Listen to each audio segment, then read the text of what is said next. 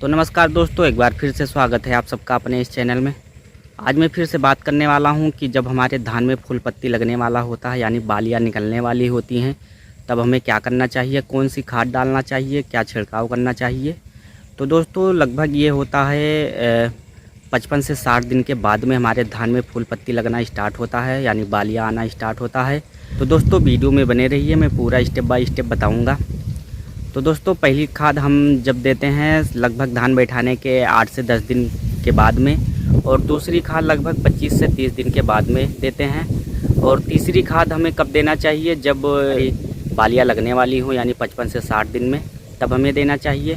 दोस्तों पहला खाद और दूसरा खाद हमें क्या देना चाहिए, कब देना चाहिए, ये इसका वीडियो मैंने बनाकर इसी चैनल पे डाल रखा हूँ, आप लोग जाके देख सकते हैं। तो आइए अब बात करते हैं कि जब हमारे खेत में धान में फूल पत्ती लगने वाली हो तब हमें क्या करना चाहिए, खाद डालना चाहिए या कौन सा स्प्रे करना चाहिए, ताकि हमारे धान में फूल पत्ती बराबर से लग जाए और बालियाँ भी लग जाएं, ताकि पैदावार ज़्यादा हो।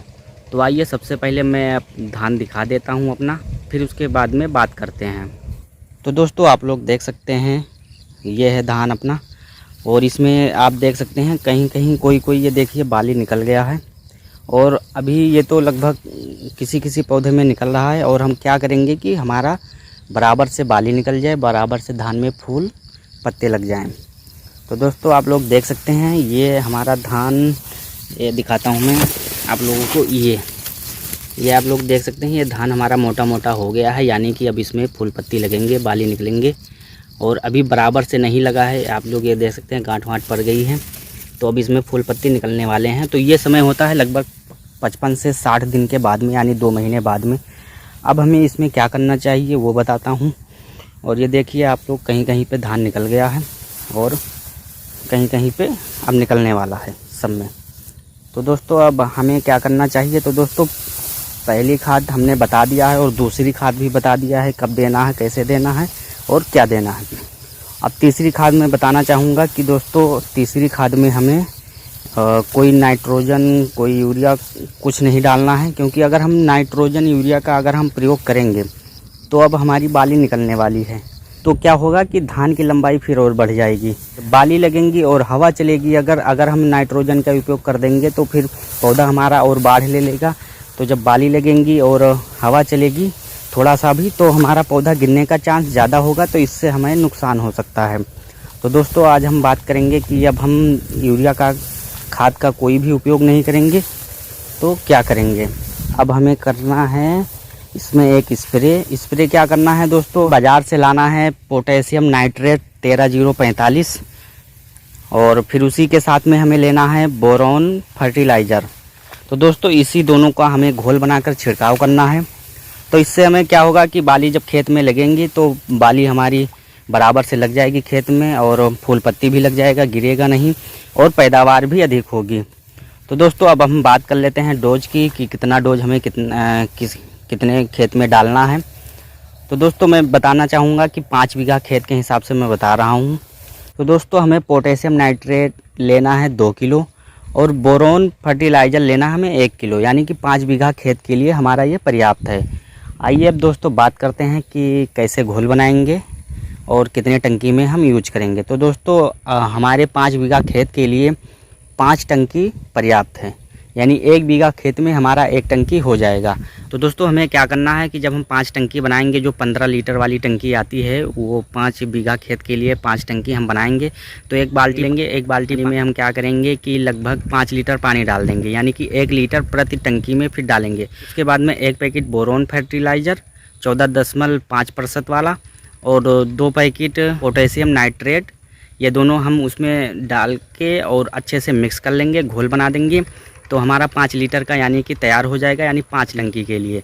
यानी जब हम 1 टंकी स्प्रे करेंगे तो उसमें 1 लीटर पानी डाल देंगे, फिर जब दूसरी टंकी उपयोग करेंगे तो फिर उसमें फिर 1 लीटर डाल देंगे, यानी कि 5 टंकी हमारा बन जाएगा। या तो आप लीटर से माप सकते हैं या फिर आप किसी मग जग या किसी से ले लेंगे।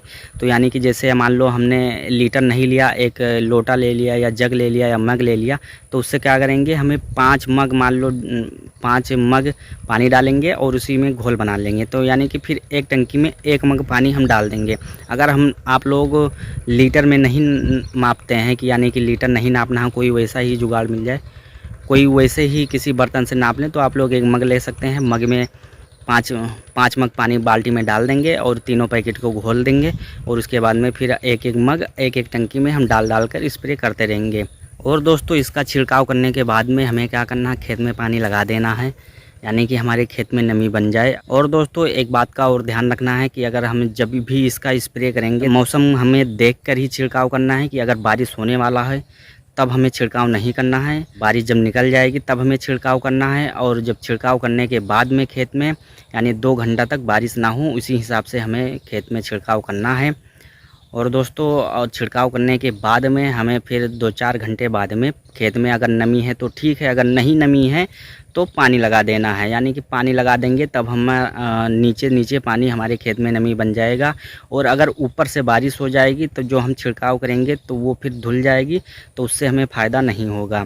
तो दोस्तों हमें एक बात का ध्यान रखना है कि जब बारिश होने वाला हो, मौसम ख़राब हो, तब हमें छिड़काव नहीं करना है, मौसम देख के हमें छिड़काव करना है। और दोस्तों अब आप लोग को जब खेत में फूल पत्ती लगने वाला हो तब आप लोग को कोई यूरिया खाद वगैरह नहीं डालना है, ताकि अगर हम यूरिया खाद डाल देंगे, धान हमारा लंबाई और हो जाएगा। तो जब बाली लगेंगी, बाली जब वज़न पड़ेगी तो फिर क्या होगा कि हवा अगर थोड़ा सा भी चलेगा तो हमारा फसल गिरने का चांस बढ़ जाएगा, तो उससे हमारा फिर नुकसान हो सकता है।